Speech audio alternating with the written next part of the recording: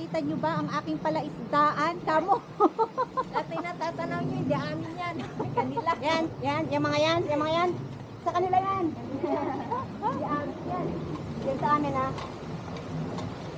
Dali yung pag-iisip nyo, hindi yan sa amin.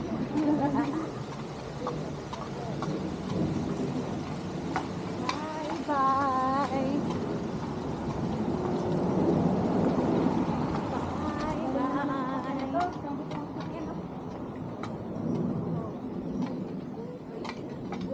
Ayan na naman yung mga falls, nag-trekking. Uwi na sila.